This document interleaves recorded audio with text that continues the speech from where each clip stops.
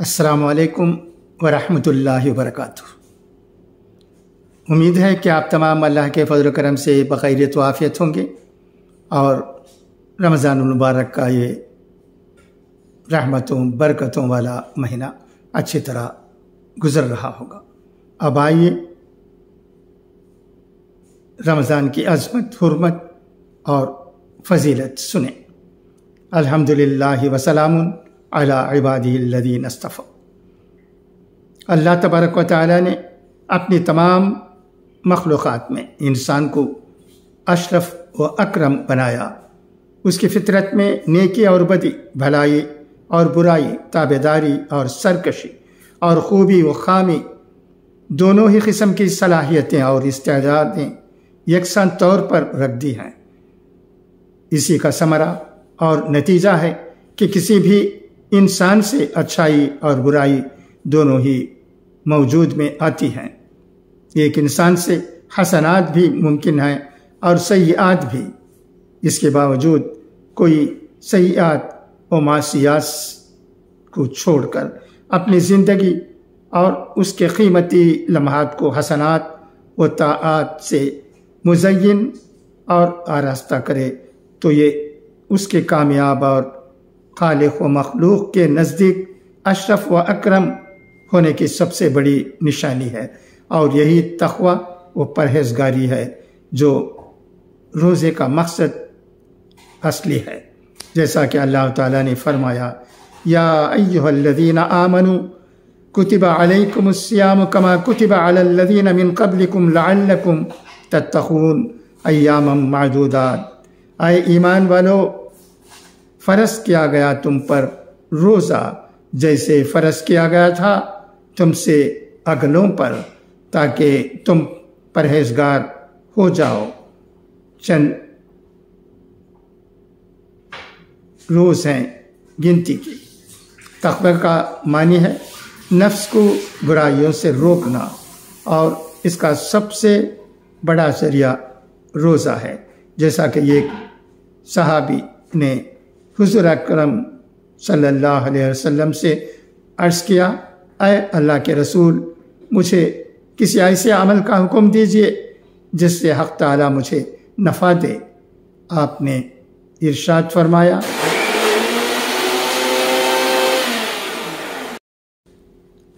علیک بالصوم فإنہ لا مثل لہ، یعنی روزہ رکھا کرو، اس کا مثل کوئی عمل نہیں۔ اب رمضان المبارک کا مہینہ ہے، گویا یہ مہینہ نیکیوں اور طاعات کے لیے موسم بہار کی طرح ہے۔ اسی لیے رمضان المبارک سال بھر کے اسلامی مہینوں میں سب سے زیادہ عظمتوں، فضیلتوں اور برکتوں والا مہینہ ہے۔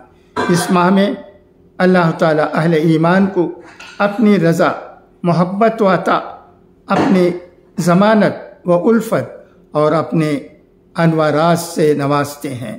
اس مہینے میں ہر نیک عمل کا اجر و ثواب کئی گنا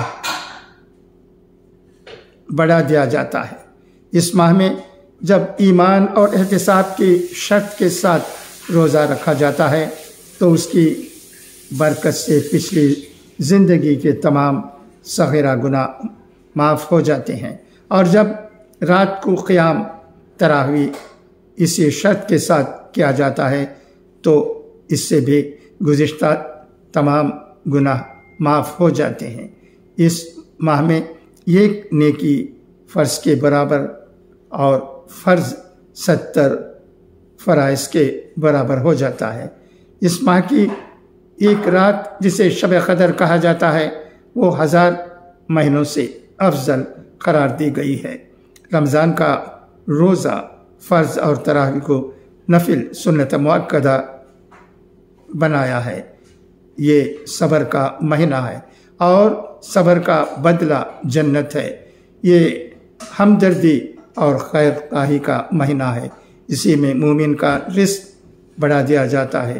اسی میں روزہ افطار کرنے والے کی مغفرت، گناہوں کی بخشش اور جہنم سے آزادی کے پروانے کے علاوہ روزہ دار کے برابر ثواب دیا جاتا ہے، چاہے وہ افطار ایک کھجور یا ایک گھونٹ پانی سے ہی کیوں نہ کرائے۔